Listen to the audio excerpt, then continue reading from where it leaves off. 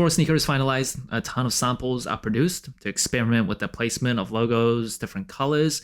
I remember when I was working in the sneaker industry, there would be rooms full of samples where you could just go in and kind of see a product come to fruition. That was probably one of the coolest things about working in the industry, seeing like a very early version of a product, and then when it finally releases, you're like, oh, maybe I like that first or previous iteration a bit better. Now, Jordan Brand celebrates these mistakes, and I say mistakes because that's what they say on sneakers. They celebrate these mistakes from samples in the form of the Rare Air series, and this shoe that I'm reviewing is one out of 2 Jordan 1s that are coming out in 2025 as part of that series. Air Jordan 1 Rare Air Cinnabar.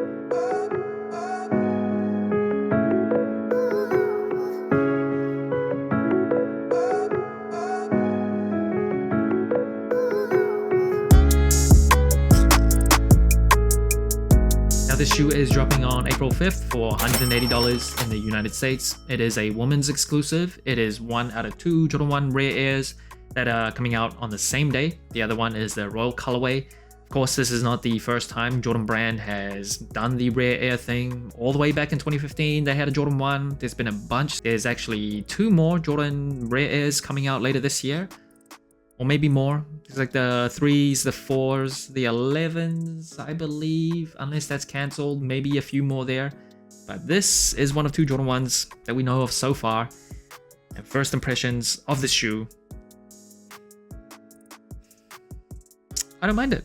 I don't think it's like super great, like super delicious or anything, but I don't mind it. I think it's a pretty nice and clean shoe with a majority white base or off-white base, and the Cinnabar color actually is kind of different, but not like super loud where it becomes goofy on your feet.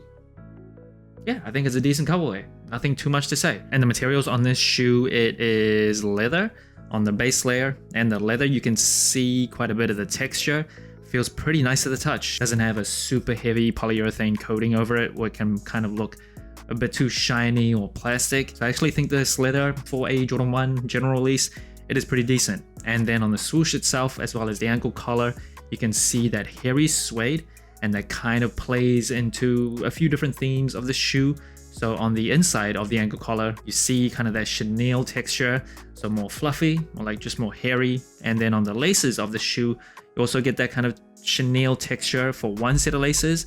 So the white one has that texture, the kind of cinnabar color that feels more like regular Jordan 1 laces. And if you're wondering why I laced the 2 sets of laces together on the shoe, that is not my decision. They actually come like that on the images. They lace them like that as well. I personally would not wear like this.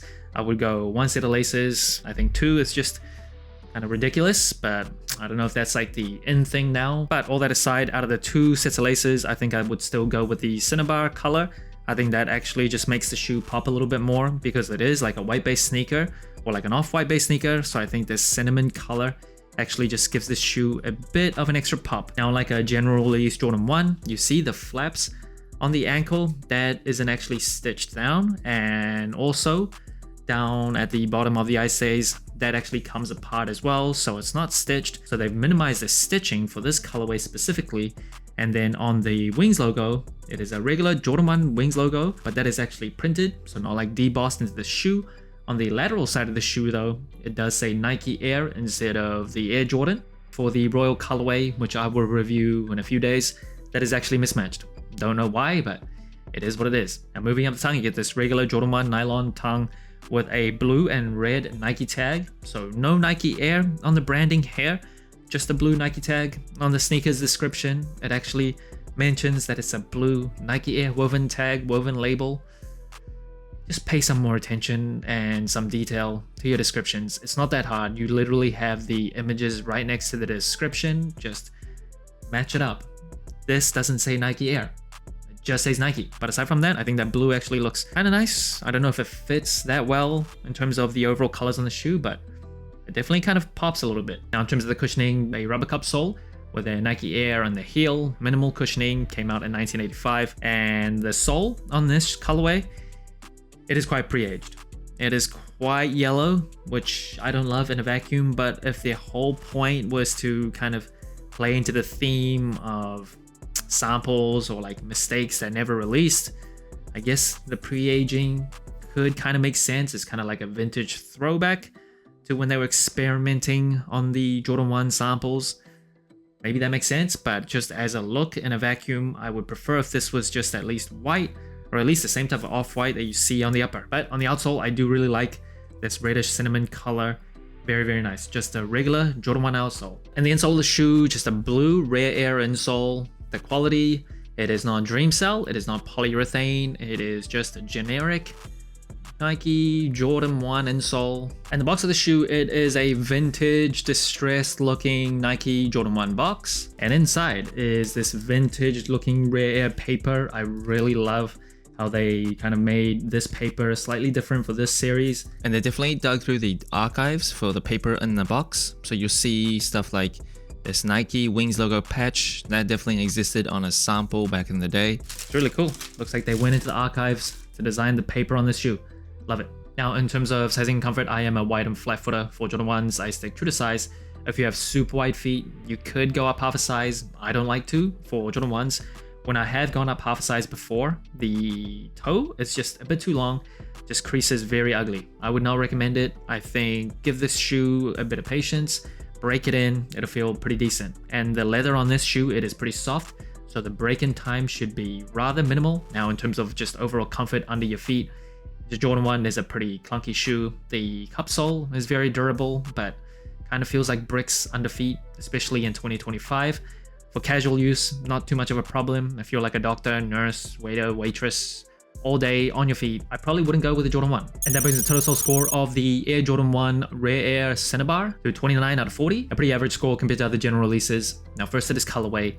I don't really have any complaints regarding the colorway of this shoe, but it's definitely not like the best. It's not gonna leave a long-lasting impression. It does not deserve the term delicious, but it's definitely pretty nice.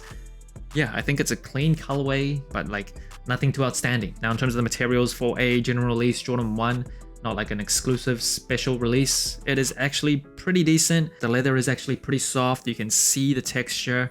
There's not super heavy coating all over it. It is not like super thick. Pretty decent materials for the shoe. Now, in terms of the comfort, Jordan 1s are very average. Feels very flat to the ground. Antiquated technology, average. Casual use, it's okay.